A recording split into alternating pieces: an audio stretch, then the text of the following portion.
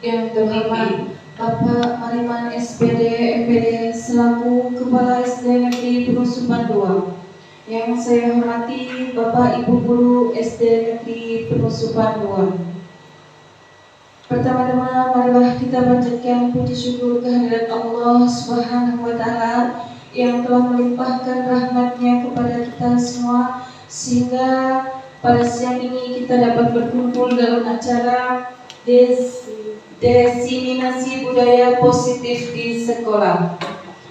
Salawat serta salam kita haturkan kepada junjungan Nabi besar kita Muhammad SAW. Bapak Ibu yang kami hormati, perkenankanlah saya selaku pembawa acara membacakan susunan acara hari ini. Yang pertama, pembukaan. Yang kedua, sambutan. Yang ketiga, acara inti. Yang keempat, penutup.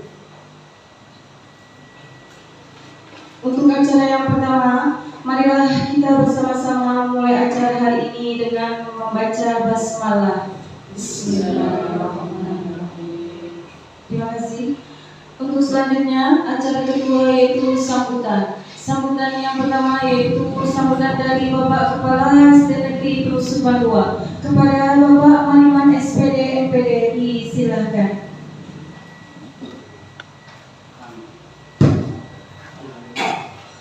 Bismillahirrahmanirrahim. Assalamualaikum warahmatullahi wabarakatuh. Waalaikumsalam warahmatullahi wabarakatuh. Yang saya hormati Mas Abis CGP beserta pengajar, yang saya hormati Bapak Ibu dan Guru SD Negeri Penusukan 2.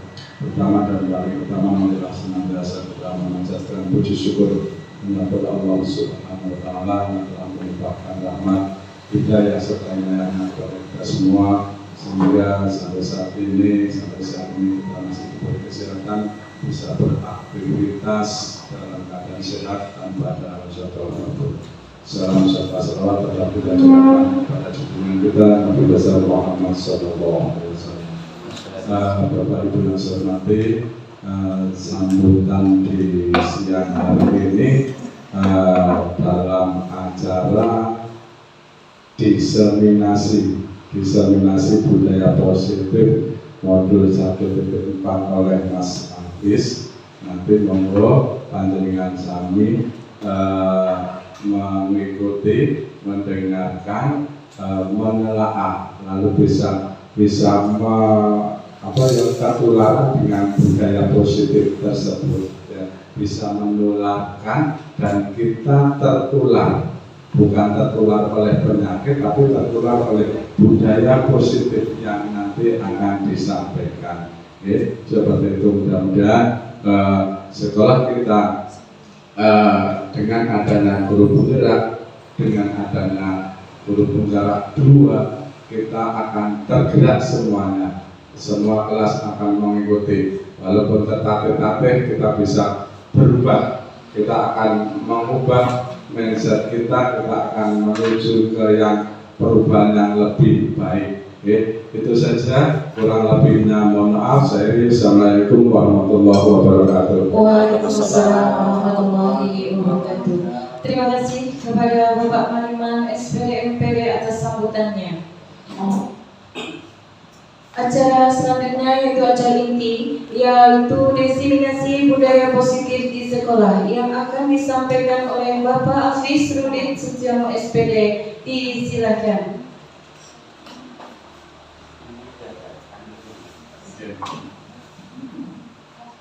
Assalamualaikum warahmatullahi wabarakatuh. Waalaikumsalam warahmatullahi wabarakatuh.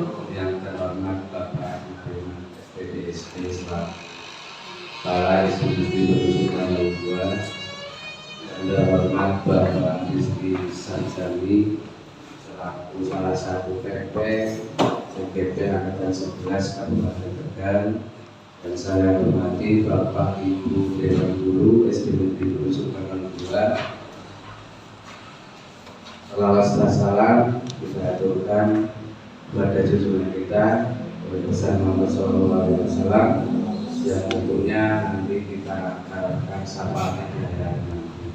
Dan tidak lupa pula saya ucapkan terima kasih kepada Bapak Mariman SPD MPD selaku Kepala SD Negeri Penusukan 2 yang telah memberikan waktu kepada kami untuk melaksanakan destinasi budaya positif di sekolah yang merupakan salah satu syarat tugas yang harus diunggah dalam pelaksanaan pendidikan guru penggerak ini. Dan pada kesempatan kali ini saya ingin berbagi, istilahnya kalau di guru penggerak itu berbagi praktik baik deh. Tapi saya di sini bukan bermaksud untuk mengajari, karena di sini saya juga masih belajar, dan tentunya harapan saya ke depan, harapan kami semua ke depan, kita ke depan akan lebih baik lagi dari hari ke hari. Nah, untuk mempersingkat waktu, langsung saja Bapak Ibu, tujuan dari pembelajaran ini adalah guru dapat menghayati pentingnya budaya positif dan penerapannya untuk mempertebal karakter murid dalam mewujudkan belajar berprofil Pancasila. Dalam mewujudkan budaya positif perlu adanya disiplin positif supaya murid memiliki motivasi internal yang tinggi dalam menguasai diri untuk melakukan tindakan yang sesuai dengan nilai-nilai kebajikan yang bersifat universal. Nah, untuk pertanyaan pemantik yang pertama, kira-kira apakah hukuman dapat mendisiplinkan anak? Selama ini kita masih melakukan hal yang seperti itu. Nah, kira-kira menurut kita semua, apakah dengan kita memberikan hukuman kepada peserta didik kita atau murid kita ini dapat mendisiplinkan anak? Yang kedua, apakah pemberian hukuman dengan hal positif seperti membaca atau membersihkan halaman sekolah dapat meningkatkan disiplin untuk peserta didik kita? Yang ketiga, apakah memberi penghargaan juga dapat meningkatkan motivasi belajar dari peserta didik kita juga? Yang keempat, apakah Bapak Ibu setuju jika guru harus memberikan solusi untuk setiap siswanya yang bermasalah? Dan yang terakhir, apakah Bapak Ibu setuju jika guru berperan sebagai teman bagi siswanya? Lanjut, konsep inti dari budaya positif ini ada 8 Bapak Ibu. Yang pertama adalah perubahan paradigma belajar, yang kedua disiplin positif, yang ketiga nilai-nilai kebijakan, yang keempat kebutuhan dasar manusia, kelima motivasi perilaku manusia, 6 posisi kontrol guru, ketujuh keyakinan kelas, dan yang terakhir adalah segitiga restitusi. Untuk poin pertama pada perubahan paradigma belajar, kegiatannya adalah dari cerita ini Bapak Ibu. Anda dan teman Anda akan melakukan sebuah kegiatan. Cobalah buka, Anda adalah A. Tugas Anda adalah mengepalkan salah satu tangan Anda. Coba Anda bayangkan bahwa di kepalan tangan kita itu menyimpan sesuatu yang berharga, dan sudah menjadi kewajiban kita untuk menjaga benda tersebut sekuat tenaga, karena begitu pentingnya untuk kehidupan kita. Dan tugas rekan dari mungkin di sampingnya Bu Mandu sama Bu Eko mungkin, nah coba dengan segala cara Bu Mandu mengepalkan tangan seolah-olah menjaga barang yang paling berharga.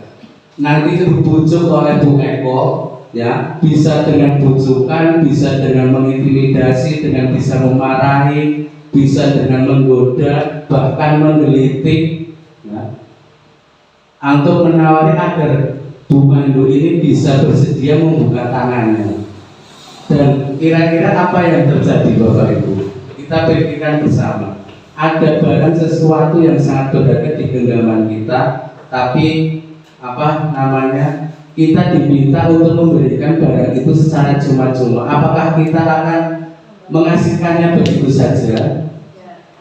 Saya yakin jawabannya akan Tidak, kita akan berusaha semaksimal mungkin agar benda itu atau barang yang berharga itu tidak akan sampai jatuh ke tangan orang lain.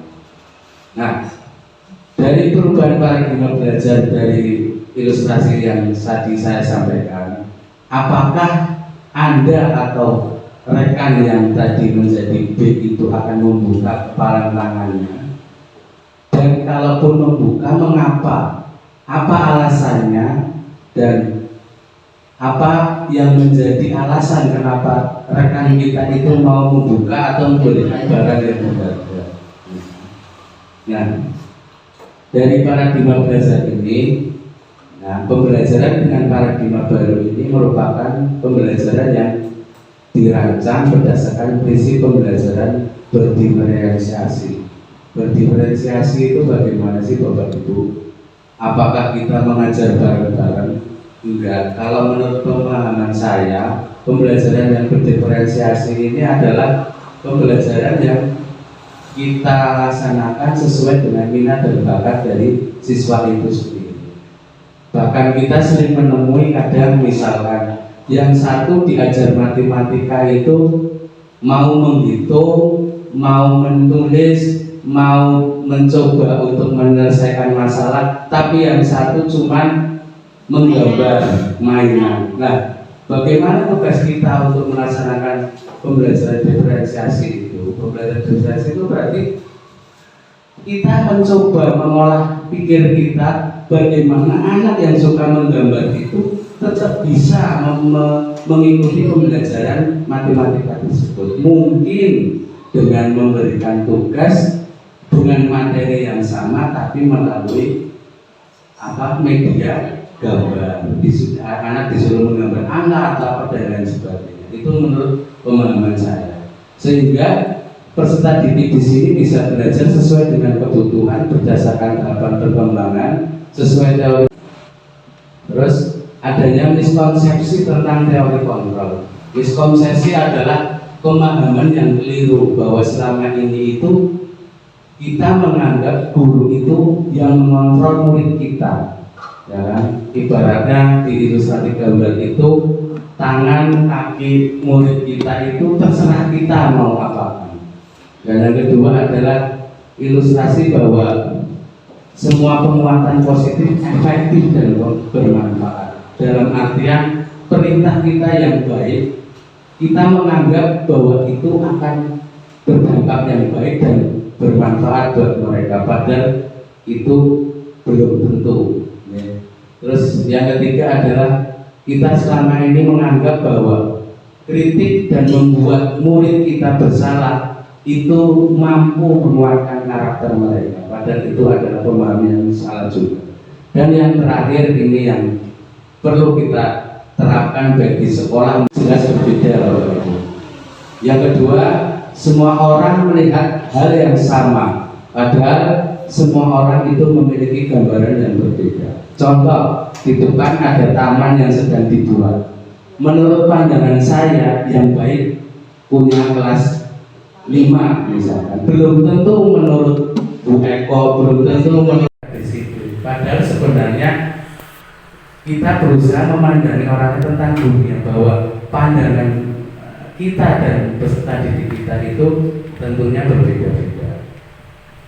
Terus yang keempat, perilaku buruk dilihat sebagai suatu kesalahan. Selama ini kita menganggap anak tidak mengerjakan PR, anak tidak bisa disiplin, kita anggap itu bahwa itulah perilaku buruk dan itulah sebuah kesalahan. Padahal semua perilaku itu memiliki tujuan. Sama halnya kita berjalan Bapak Ibu. Kita berjalan tentunya pasti ada tujuannya. Gak mungkin kita jalan gak ada tujuannya, gak mungkin. Kecuali libur dan tak tujuannya ya jadi takut ya. Terus orang lain bisa mengontrol saya.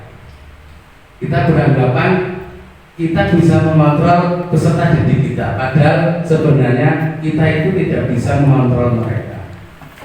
Terus pemaksaan ada pada saat kunjungan yang gagal. Nah, di sini perlu adanya kolaborasi dan konsensus menciptakan pilihan-pilihan baru.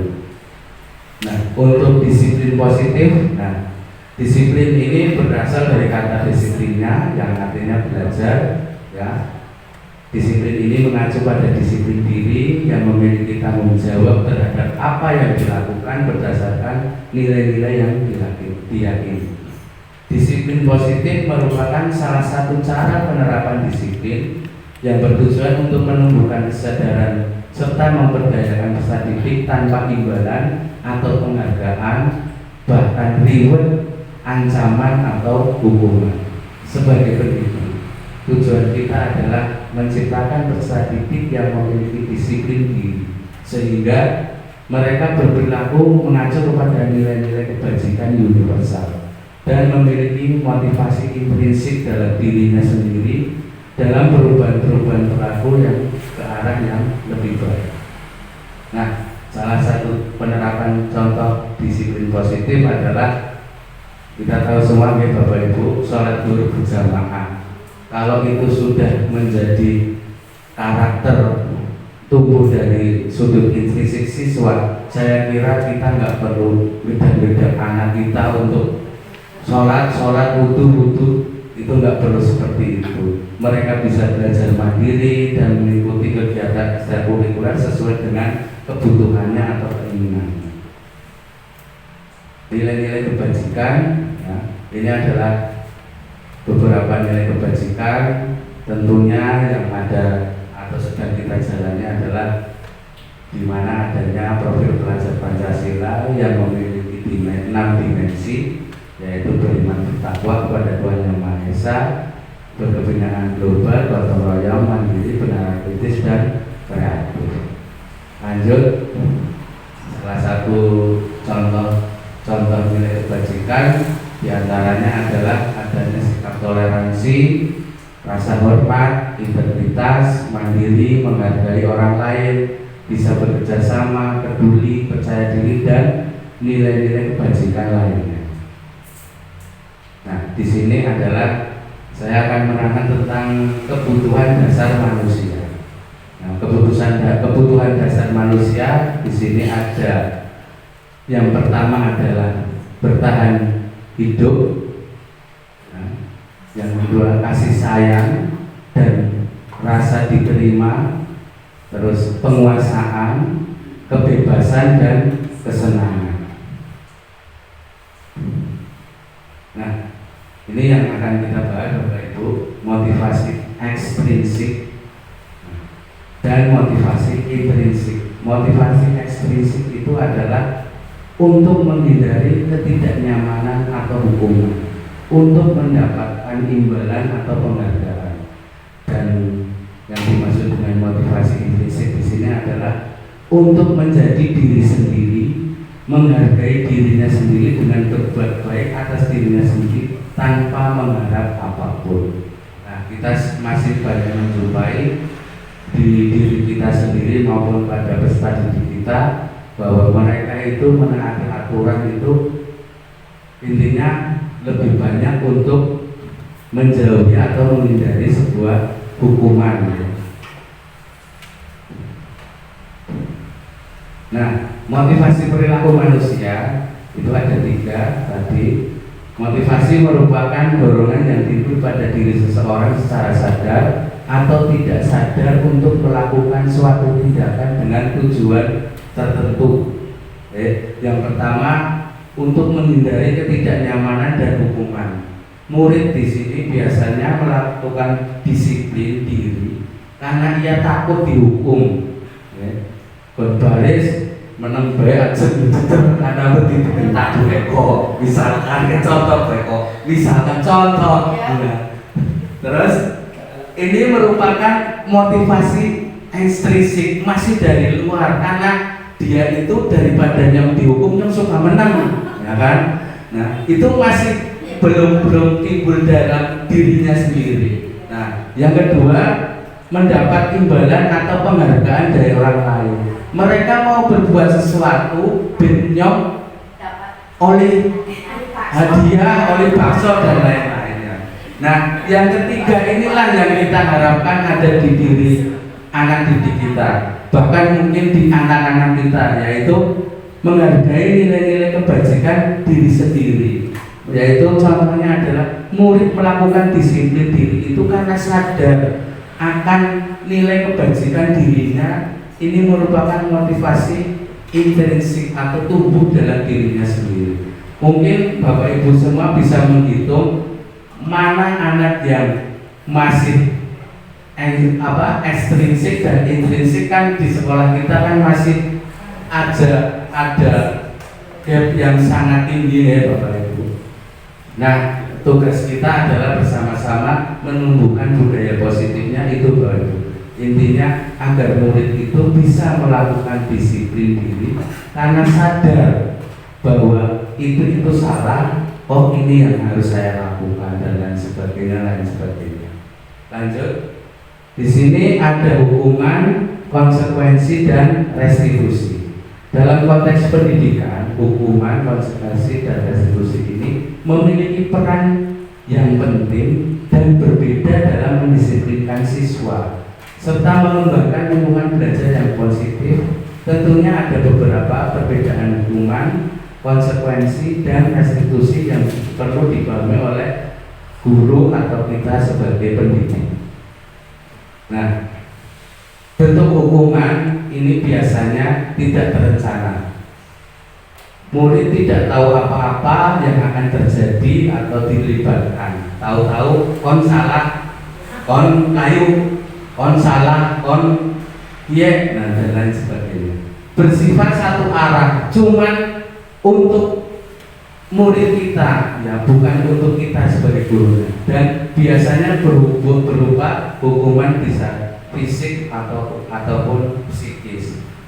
Kalau konsekuensi ini biasanya terencana, disepakati sesuai peraturan atau kesepakatan yang sudah dibuat. Misalkan seperti ini, di kelas kita sudah membuat kesepakatan bahwa yang tidak mengerjakan PR hukumannya mengerjakan 2 kali di jam istirahat. Itu kan sudah ada kesepakatan gitu. Tapi kalau hukuman yang orang ngerti apa-apa, orang jangan PR, on metu balik rumah dan lain sebagainya. Tapi kalau konsekuensi di sini sudah ada sebelumnya sudah ada. Nah, murid tetap dibuat tidak nyaman. Yang jelas dengan adanya hukuman walaupun konsekuensinya itu sudah ada kesepakatan sebelumnya, tapi yang jelas murid tetap dibuat tidak nyaman. Sikap guru selalu memonitor murid, artinya ngawasi dising wis apa dising durung karena belum adanya kesadaran dari siswa itu sendiri. Dan bedanya dengan restitusi ini adalah proses menciptakan kondisi bagi murid untuk memperbaiki kesalahan. Proses kolaboratif yang mengajarkan murid untuk mencari solusinya sendiri. Nanti lebih jelasnya di slide selanjutnya Bapak Ibu. Nah, ini adalah perbedaan hukuman dan konsekuensi. Nah, hukuman tentunya yang namanya hukuman itu mesti sesuatu yang menyakitkan, membuat anak sakit bisa secara fisik maupun secara perasaan dari hati. Dendam nemen, misalkan ada anak kelas 4 dendam nemen sama Bu Mandu, misalkan saking neok dan lain sebagainya. Dan akhirnya timbulnya dampaknya apa Bapak Ibu? Kalau kita sering memberi hukuman, anak itu akan membenci kedisiplinan, malah justru anak itu akan lebih menjadi-jadi, dan itu bersifat masih paksaan, dan akan timbulnya konsep diri yang buruk karena itu tidak membuat anak itu menjadi sadar. Dan biasanya anak itu akan menyembunyikan kesalahan. Bin nyong ora dihukum, nyong pipin carane goroh, kan seperti itu. Terus tentunya dari adanya hukuman pasti akan ada rasa marah, rasa bersalah, merasa dipermalukan, merasa tidak dihargai. Nah, untuk konsekuensi itu sesuatu yang harus terjadi. Membuat anak merasa tidak nyaman tapi dalam jangka waktu yang pendek.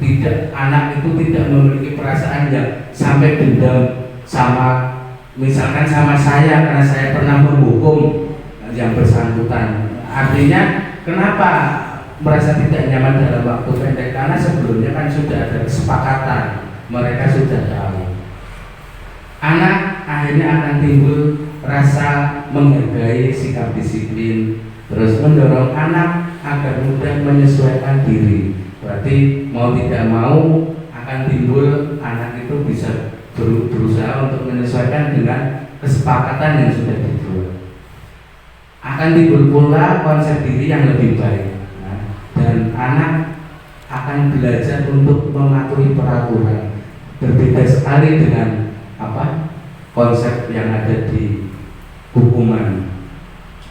Selanjutnya, nah kira-kira Bapak Ibu dari perbedaan hukuman dan konsekuensi, mencatat guru itu misalkan memberi hukuman seperti ini, kamu sebagai aja Bapak, mencatat 100 kali di dalam buku kalimat saya tidak akan terlambat lagi karena terlambat sekolah.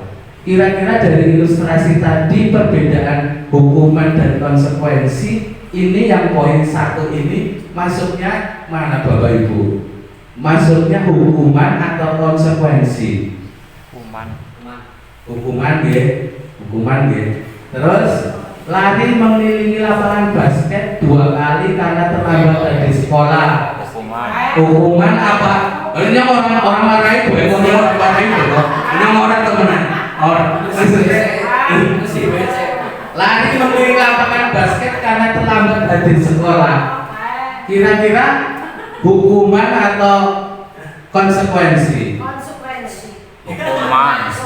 Hukuman atau konsekuensi? Hukuman.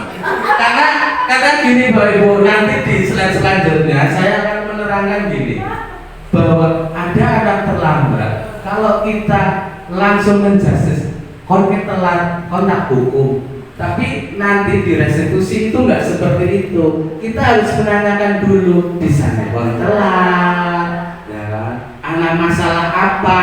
Atau mungkin nanti anak bisa lebih terbuka. Oh ya Pak, saya ternyata tadi malam mainan HP sampai malam, nonton sepak bola sampai malam, akhirnya bangunnya kesiangan, akhirnya berangkatnya telat. Tapi dari situ nanti kita olah lagi Bapak Ibu.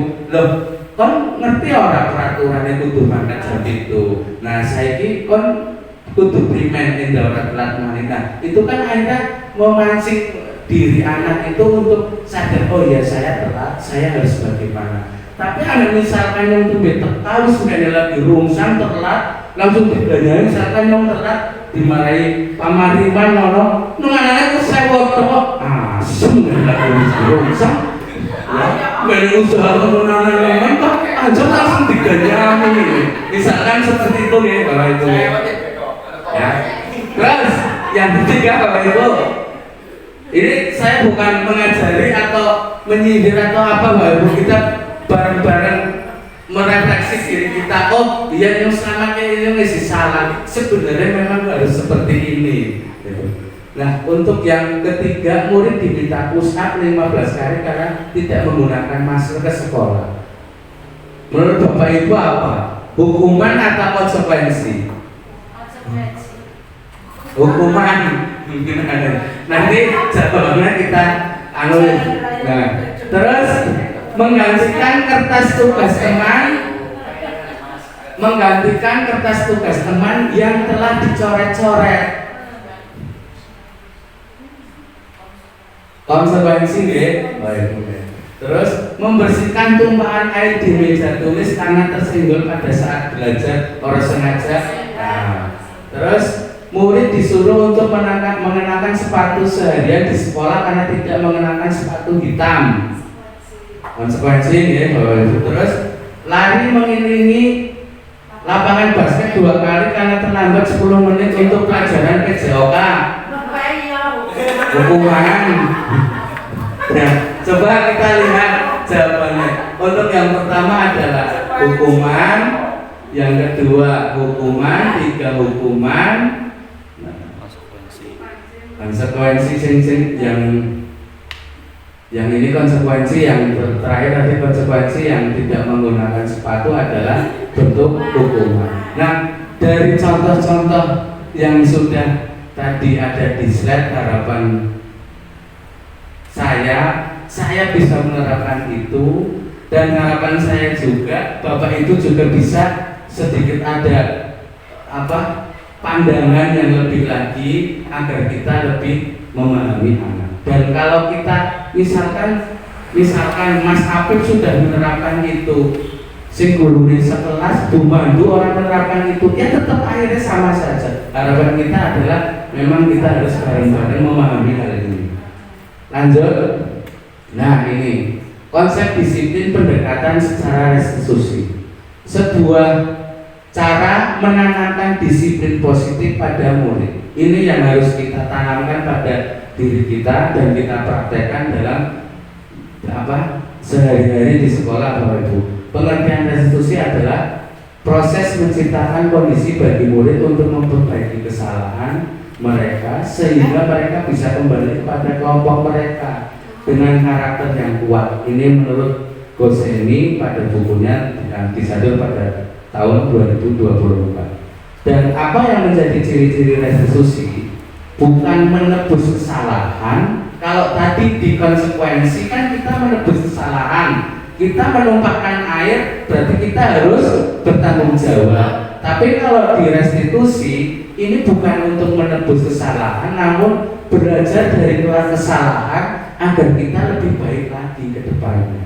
Nah, memperbaiki hubungan tawaran bukan paksaan, dan kita tidak boleh memaksa. Kon salah, kon kudu kayak ini, enggak, tapi timbul dari diri anak itu sendiri. Dan sifatnya adalah menuntun untuk melihat ke dalam diri, mencari kebutuhan dasar yang mendasari tindakan fokus pada karakter, bukan tindakan yang menguatkan dan fokus pada solusi. Bukan solusinya yang kita harapkan, tapi timbul kesadaran dalam diri siswa kita itu bahwa saya salah, saya harus bagaimana, dan baiknya saya seperti apa.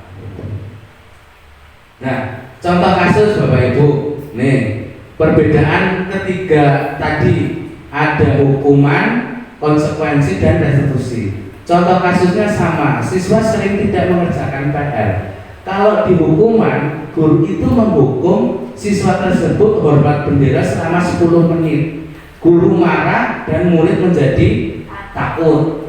Nah, kalau konsekuensi, guru memberikan konsekuensi untuk mengerjakan PR-nya saat istirahat atau dikerjakan sebanyak 3 kali lipat. Guru tegas dan siswa menghormati peraturan, karena ini di sini biasanya sudah adanya peraturan kelas atau mungkin peraturan sekolah atau mungkin sekarang lebih dikenal dengan kesepakatan kelas sebelumnya. Tapi kalau di sisi restitusi, guru itu menanyakan dulu keyakinan kelas yang sudah dibuat dan membantu siswa menyelesaikan masalahnya. Contohnya di sana kalau orang kerja PR sih kenapa?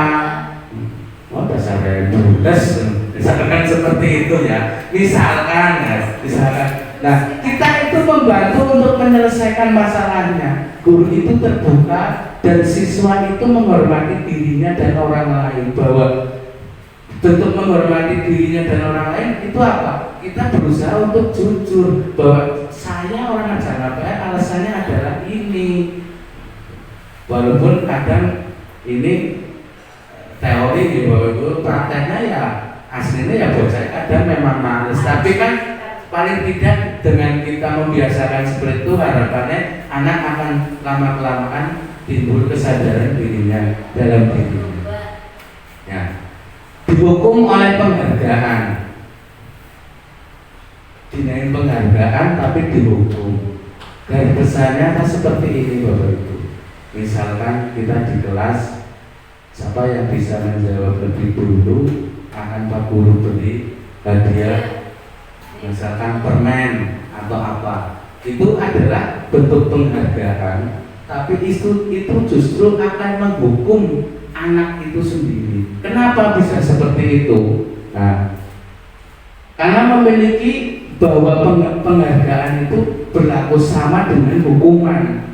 dalam arti meminta atau membujuk seseorang untuk melakukan sesuatu, untuk memenuhi suatu tujuan dari orang yang meminta atau membujuk. Dorongan eksternal dan akan ada faktor ketergantungan. Nanti kalau nggak ada iming-iming permen, bocahnya lah kasih maju.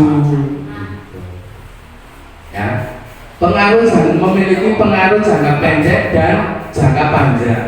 Penghargaan yang menghukum, penghargaan mengurangi ketepatan, penghargaan tidak efektif, penghargaan perusak hubungan.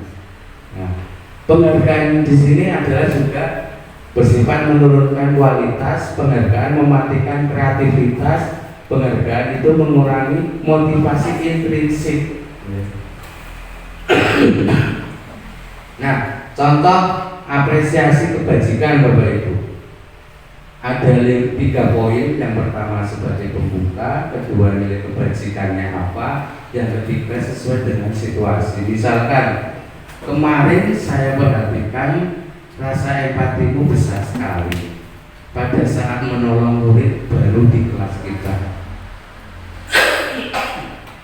Terus saya menghargai kepedulianmu pada saat kamu membantu teman-temanmu di tugas kelompok. Terima kasih untuk rasa tanggung jawabmu pada saat kamu memungut kertas-kertas yang berserakan. Itu adalah contoh apresiasi bersifat kebajikan atau memberi motivasi yang baik ya Bapak Ibu.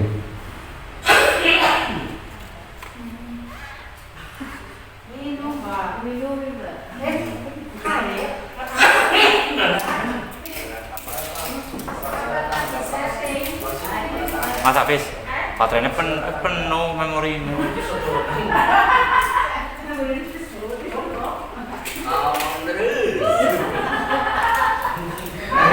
Yang terakhir ada posisi kontrol guru Bapak Ibu. Nah, coba ini sebenarnya ada. Sebenarnya ini ada video Bapak Ibu.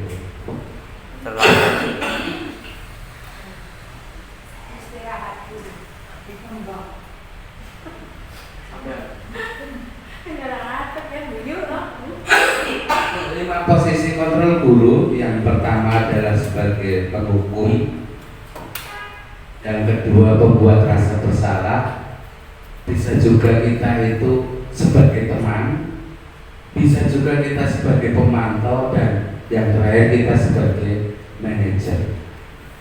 Nah, ini 5 posisi kontrol ya Bapak Ibu. Guru dan lain sebagainya nanti bisa kita pelajari bersama. Nah, dari langsung dicontoh penerapan 5 posisi kontrol seorang guru gitu. Misalkan ada siswa tidak memakai atribut lengkap saat upacara bendera. Kalau guru kayaknya orang apa-apa ya dong sesuai contoh dong ya. Misalkan ada penghukum, misalkan kita memposisikan diri kita itu sebagai penghukum, berarti apa yang kita lakukan adalah patuhi aturan sekolah, lalu berdiri di depan barisan. Kita pisahkan di barisan yang lain daripada teman-temannya, itu berarti kita memposisikan diri kita itu sebagai penghukum. Terus yang kedua, berapa kali Bu Guru atau Pak Guru bilang harus memberitahu kamu, ibu itu kecewa sama kamu. Berkali-kali sudah diingatkan tapi masih saja tidak memakai atribut atau mungkin tidak membuat topi dan sebagainya. Ini kan pembuat rasa bersalah. Kira-kira kita sendiri sebagai orang tua atau sebagai guru kalau dikatakan seperti ini tentunya kan akan mempunyai rasa ya nyong salah ya kan seperti itu nggih Bapak Ibu nggih. Terus kita memposisikan diri kita itu sebagai teman ya, ayolah yang tertib, buat ibu bangga kali ini tidak apa-apa. Harapannya wis ora apa-apa tapi kok ke depannya. Nah, tapi ini butuh Bu, ini juga butuh tindak lanjut juga. Kita enggak terus seperti wis bocah kaduran lah. Bukan buta emang ini orang apa-apa surah tapi kok paling ngomongnya kayak petok. Enggak seperti itu juga. Terus kita sebagai pemantau, kamu sudah melanggar apa peraturan dan konsekuensinya. Artinya kita sedikit menyadarkan anak. Konsekuensinya bukan kita langsung menghukum, walaupun nanti ujungnya tetap menghukum, ada hukuman, ada punishment, tapi kalau ini anak dituntut untuk sadar bahwa oh iya saya salah, saya harus bagaimana. Nah, kalau kita sebagai manajer, posisi kita sebagai manajer adalah apakah contoh pertanyaannya adalah seperti ini. Apakah kamu tahu kesalahanmu? Kira-kira bagaimana kamu akan memperbaiki kesalahanmu? Nah, di situ kan berarti timbul dari diri anak itu sendiri untuk oh iya saya bersalah, saya harus seperti ini. Masalah nanti di akhirnya itu akan ada hukuman atau tidak itu terserah. Berarti dari 5 posisi kontrol ini memiliki level yang beda-beda. Dan saya meyakini saya pernah jadi penghukum, saya pernah menjadi pembuat rasa bersalah, kita pernah menjadi teman, kita pernah menjadi pemantau, kita juga pernah menjadi manajer. Nah, karena kita hari ini sudah ada gambaran, menurut kita apa yang lebih baik kita terapkan kepada peserta didik kita? Kita kembalikan kepada diri kita masing-masing. Artinya resiko ditanggung penumpang. Lanjut, ya Bapak Ibu. Contoh penerapan posisi kontrol sebagai penghukum kasus murid terlambat. Terlambat lagi, pasti terlambat lagi. Selalu datang terlambat, kapan bisa datang tepat waktu. Ini adalah contoh sebagai ini nih Bapak Ibu sebagai penghukum. Saya juga pernah melakukan yang seperti itu Bapak Ibu. Tutu muni, pimen kabeh yang tahu lah. Nah, yang kedua sebagai pembuat rasa bersalah. Contoh kasusnya Adi kamu ini bagaimana ya? Kamu sudah berjanji dengan ibu atau bapak tidak akan terlambat lagi. Kamu kenapa ya? Senang sekali mengecewakan ibu. Itu benar-benar kecewa sekali. Ini adalah contoh kalau kita itu sebagai pembuat rasa bersalah. Dan selanjutnya kita sebagai teman. Nah, mungkin intinya kalau kita sebagai teman itu kita lebih fleksibel ya sama peserta didik kita. Artinya kita dengan ada kata-kata tertawa tidak membuat peserta didik kita itu tertekan dan lain sebagainya. Terus sebagai pemantau ya, kalau sebagai pemantau itu berarti kita mengingatkan konsekuensi atas pelanggaran yang sudah dilakukan, bahwa tentunya kan di sekolah pasti ada peraturan, di kelas juga pasti ada. Dan yang terakhir sebagai manajer, nah kita kalau bedanya kita sebagai pemantau dan kita sebagai manajer, kalau sebagai pemantau kita masih sedikit keras dengan peraturan, tapi kalau kita sebagai manajer ini kita menawarkan kepada peserta didik kita dalam arti yang lebih lembut bahwa kon salah kon kudune keprimen seperti itu. Nah, contoh Bapak Ibu, saya kecewa sekali dengan kamu. Ini kira-kira apa? Sebagai penghukum, sebagai teman, apa sebagai apa Bapak Ibu? Saya kecewa sekali dengan kamu. Penghukum Mas Habib. Iya. Terus yang kedua, kamu tidak pernah benar melakukannya. Penghukum lagi. Penghukum Mas Habib. Penghukum. Ayolah lakukan demi ibu atau bapak. Ini teman, ya, teman kita sebagai teman. Apakah kamu mau mendapatkan stiker bintang hari ini? Teman. Oke. Terus bagaimana kamu bisa menyelesaikan masalah ini? Manajer, ya. Kamu selalu yang paling terakhir membuat rasa bersalah. Coba kita lihat ya. Oke. Yang pertama membuat orang merasa bersalah. Yang kedua kita memposisikan diri kita sebagai penghukum, yang ketiga kita sebagai teman, kita sebagai pemantau, sebagai manajer dan sebagai penghukum. Nah, ini adalah yang terakhir tentang belum terakhir, ini masih tentang keyakinan kelas. Ya. Keyakinan kelas yaitu adalah suatu nilai-nilai kebajikan bersifat universal yang disepakati secara tersirat dan tersurat, lepas dari latar belakang kita itu anaknya siapa, kita itu kulit apa dan lain sebagainya. Ini adalah keyakinan ini kita sepakati bersama dan itulah yang harus kita lakukan. Dan nilai-nilai kebajikan bahwa menekankan pada keyakinan seorang akan lebih memotivasi seseorang dari dalam. Seseorang akan lebih tergerak dan bersemangat untuk menjalankan keyakinannya daripada hanya sekedar mengikuti serangkaian peraturan tertulis tanpa makna. Kadang kan kita menuliskan peraturan kelas ini, tapi sebenarnya tidak dilakukan juga. Terus, mengapa tidak peraturan saja? Mengapa harus keyakinan, Bapak Ibu? Kalau peraturan kan tentunya yang namanya aturan.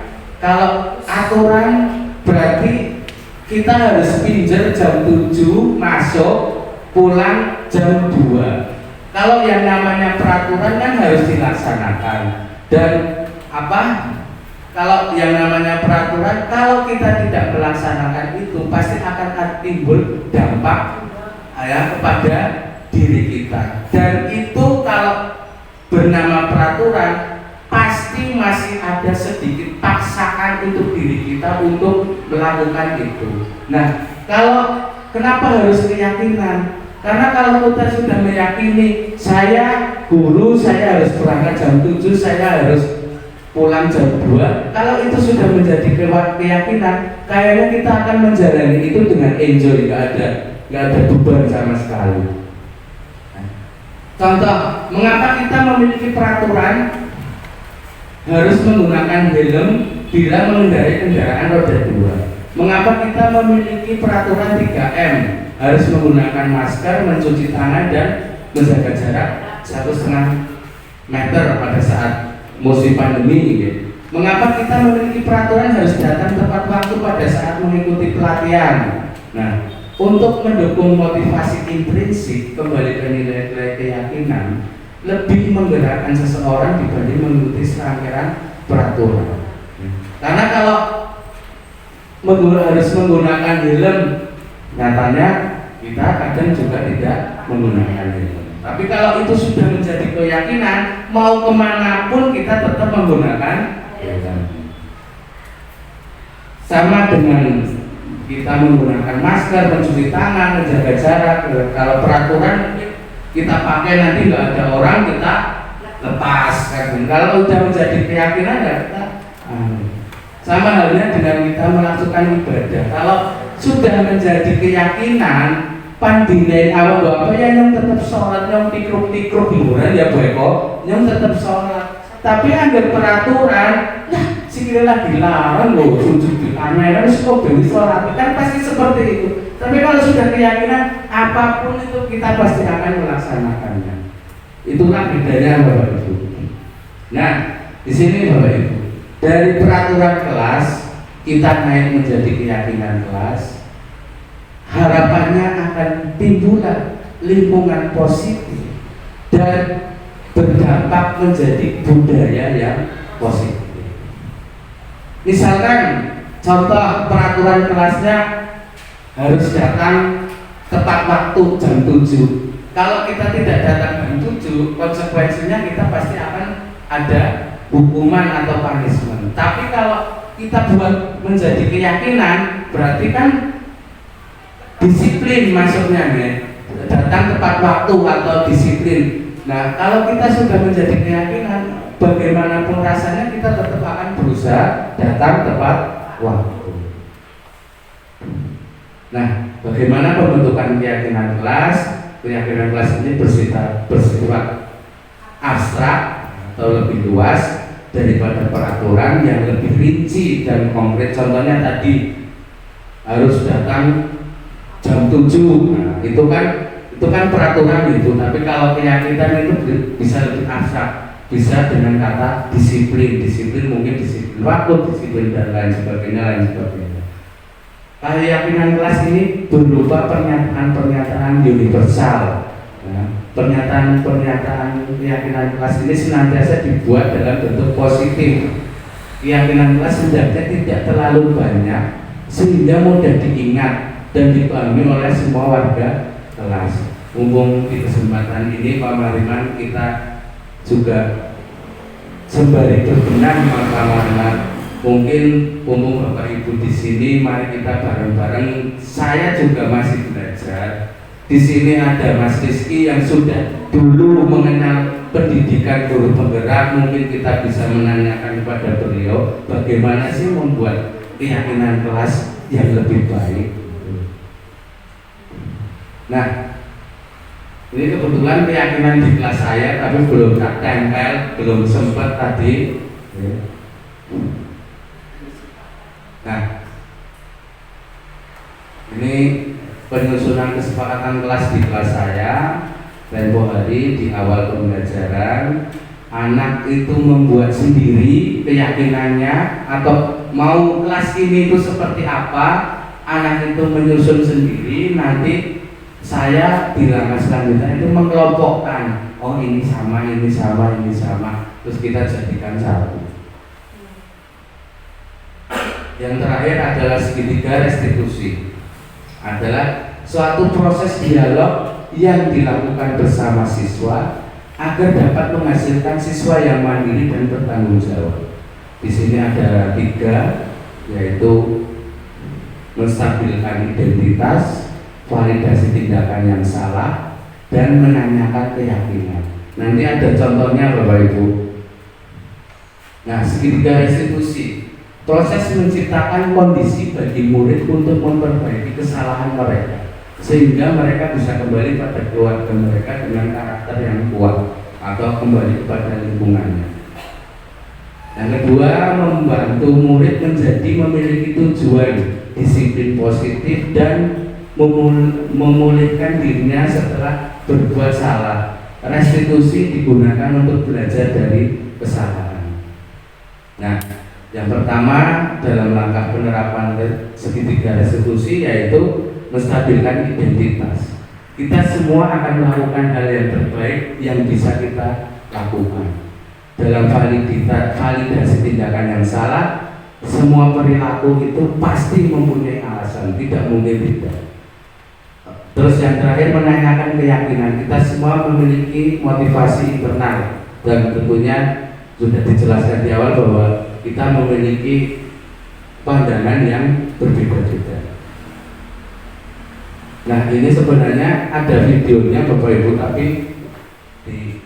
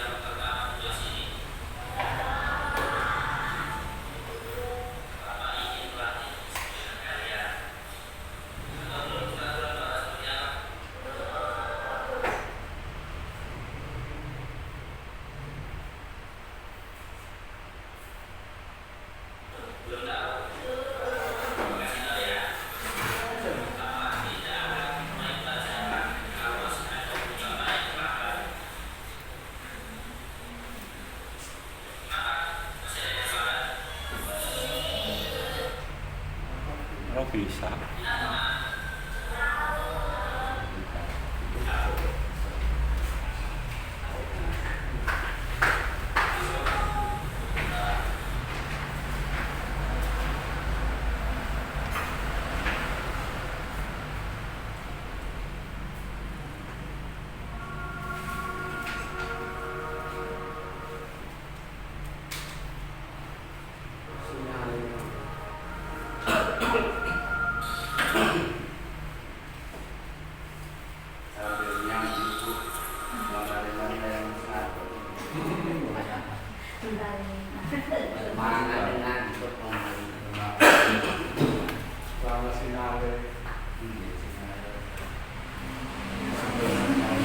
Orangnya ada sinyalnya nggak orangnya tak sinyalnya.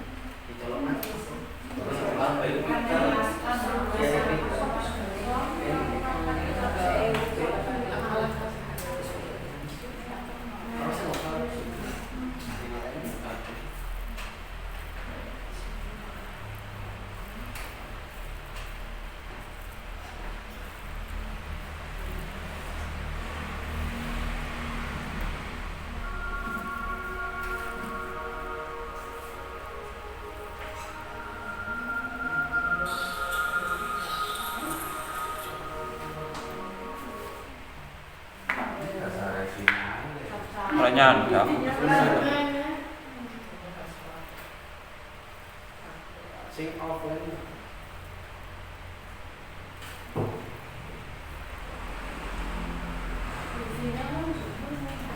Putri disambung.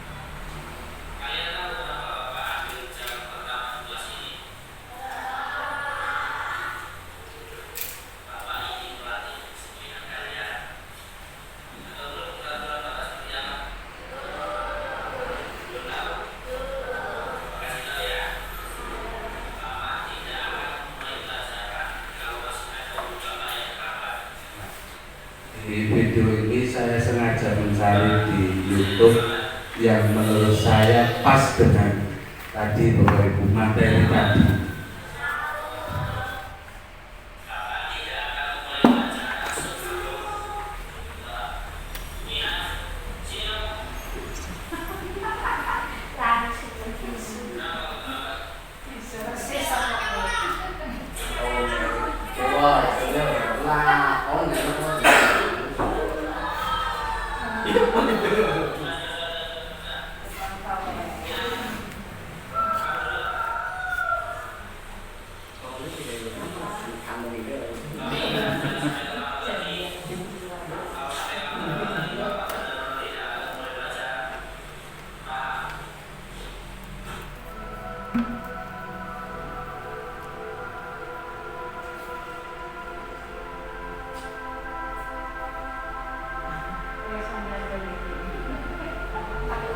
Nasi Padang.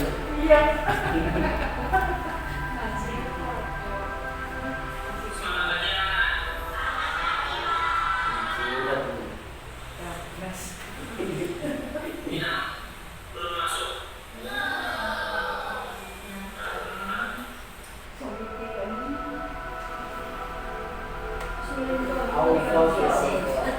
Kayak Alfa ya Mas. Kayak Alfa ya. Kayak Alfa benar.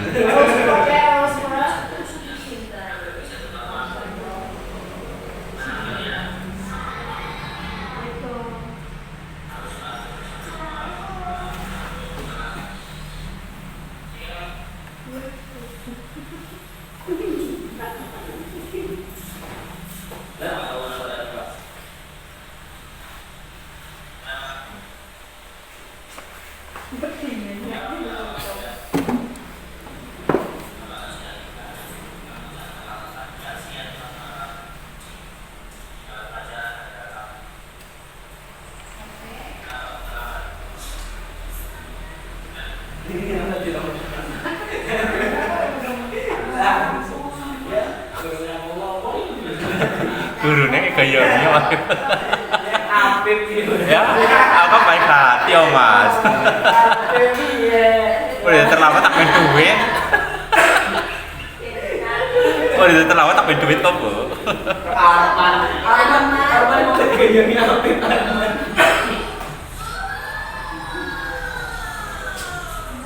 Lah. Alfa.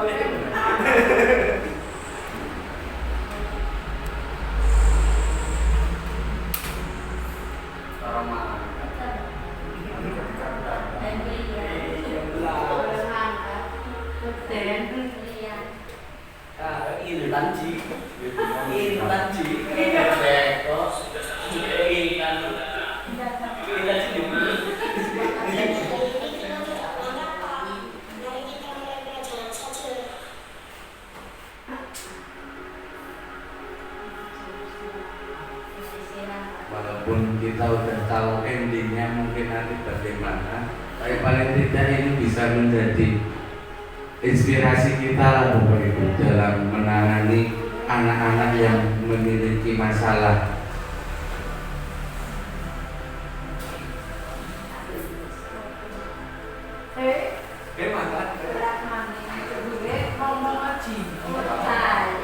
Jadi Beko ngomong ngaji nih Beko.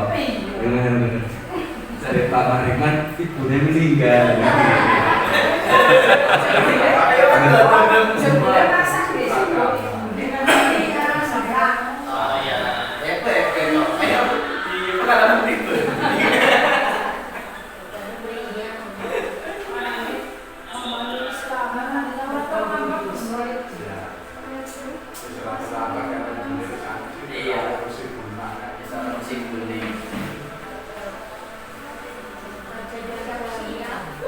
Siap-siap toleh jadi siap-siap.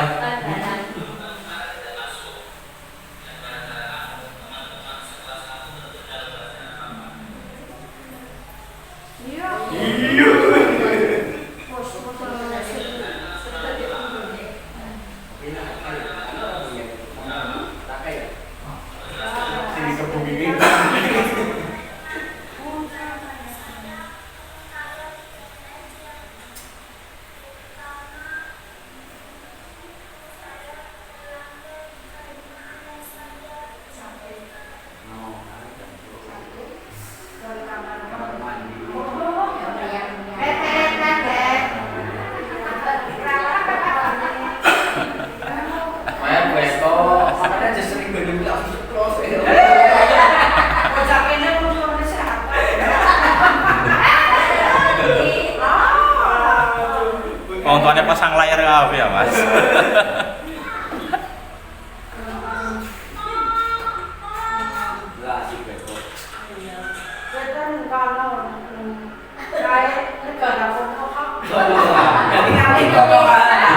Negara penusukan ya, Bu. Orang penusukan kali kono anak.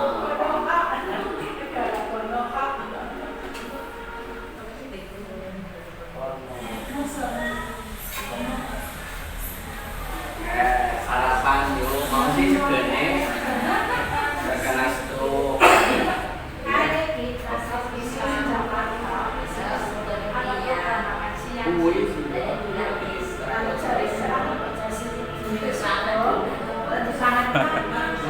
Bener. Ya melak ke guru kayak aku ya. Nah.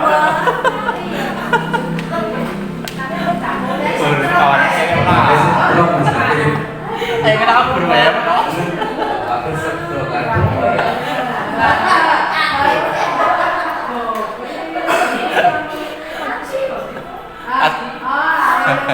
Kakek mau sego Padang membantu. Saya tadi kayak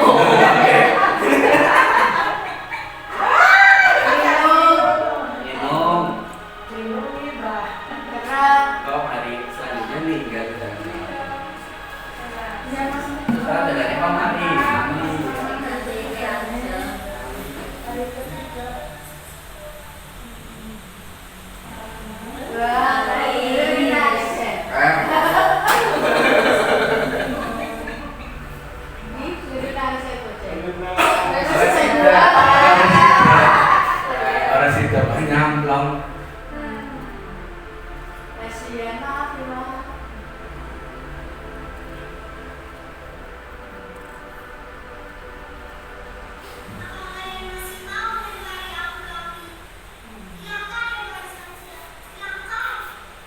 alay no.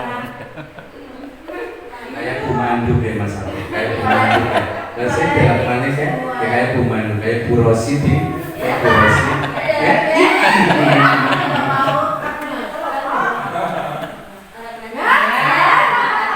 Jangan sebel aku.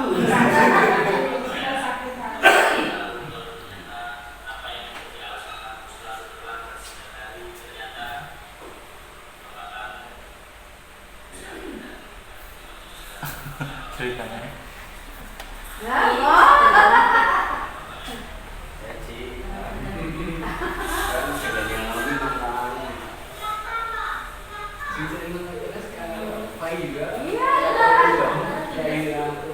Rosi Bumandu.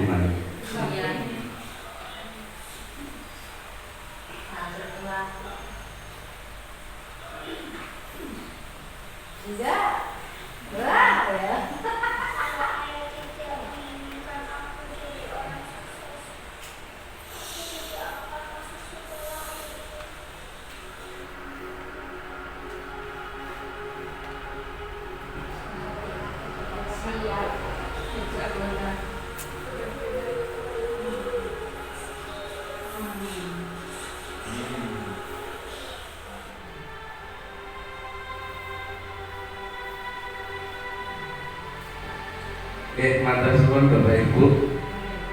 Sebelum saya mengakhiri acara destinasi ini, kiranya dengan ilustrasi cerita film pendek yang diperankan oleh Kinan tadi memberi gambaran kepada kita bahwa kita tidak boleh langsung saja menghukum anak atau peserta didik kita.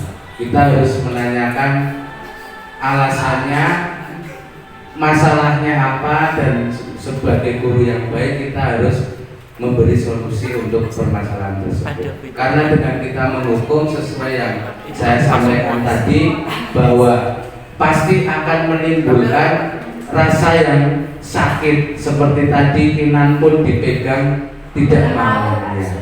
Pasti akan menimbulkan rasa sakit, menimbulkan dendam dan lain sebagainya dan lain sebagainya.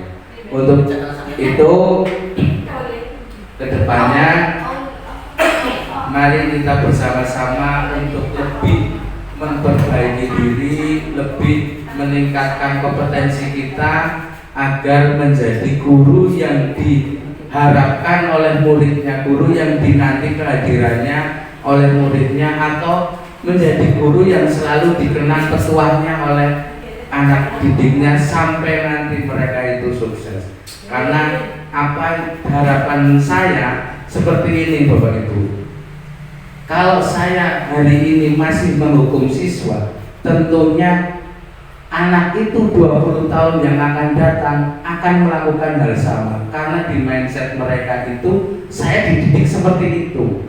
Kita seperti ini pun kan hasil didikan dulu juga. Saya harapannya dengan kita menerapkan segitiga restitusi, menerapkan keyakinan, menerapkan disiplin positif di lingkungan sekolah kita, saya harapannya 20 tahun yang akan datang anak didik kita menjadi seorang pendidik, harapannya akan lebih baik dari kita dan akan memanusiakan manusia lebih baik lagi.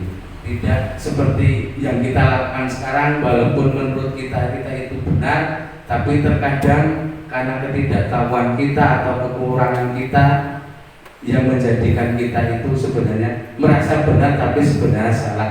Dan sebelum saya mengakhiri juga, bukan berarti saya menggurui ataupun bermaksud menyindir atau apapun. Tolong jangan punya pikiran yang seperti itu, karena saya di sini bertugas untuk sekedar menyampaikan. Dan harapan saya dan mungkin harapan Pak Mariman di sini juga benar-benar apa yang disampaikan hari ini kebetulan ada pada diri saya. Bukan berarti saya ini yang paling baik, bukan berarti saya ini yang paling benar, tapi mari kita bersama-sama menerapkan disiplin positif di lingkungan sekolah kita. Bagaimana caranya? Mari kita merenung bersama-sama dari apa yang tadi kita belajar berdiskusi bersama. Kiranya seperti itu. Wabillahi taufiq wal hidayah. Wassalamualaikum warahmatullahi wabarakatuh.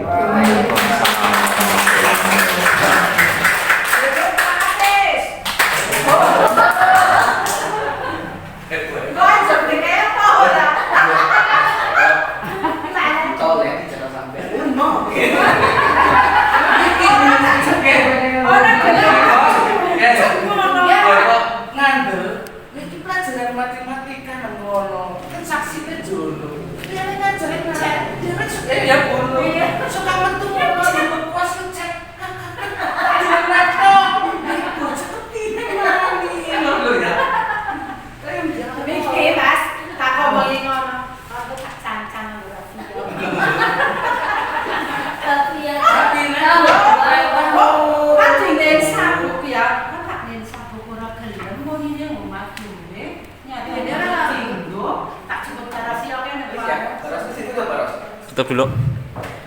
Terima kasih kepada Bapak Hafiz yang mengisi acara inti hari ini. Bapak Ibu yang kami hormati, alhamdulillah telah sampailah kita di penghujung acara hari ini. Marilah kita tutup acara hari ini dengan membaca hamdalah. Alhamdulillah. Saya selaku pembawa acara mengucapkan mohon maaf atas salah-salah kata. Billahi taufiq wal hidayah. Wassalamualaikum warahmatullahi wabarakatuh. Assalamualaikum warahmatullahi wabarakatuh. Saya Hamzah SPD dari SD Negeri Penutupan 2. Saya adalah teman sejawat dari Bapak Hafiz Rudit Setiono SPD, calon guru penggerak Angkatan 11 Kabupaten Tegal. Saya akan memberikan testimoni tentang kegiatan diseminasi budaya positif yang dilakukan oleh Bapak Hafiz. Kegiatan tersebut sangat bermanfaat bagi kami karena dengan diseminasi tersebut saya menjadi tahu kami semua warga sekolah terutama pendidik di lingkungan SD Penusupan 02 menjadi tahu tentang pentingnya budaya positif di lingkungan sekolah kami. Untuk itu kegiatan ini alhamdulillah bisa berjalan baik dan semoga bisa dilaksanakan di lingkungan SD Negeri Penusupan 02. Terima kasih. Assalamualaikum warahmatullahi wabarakatuh.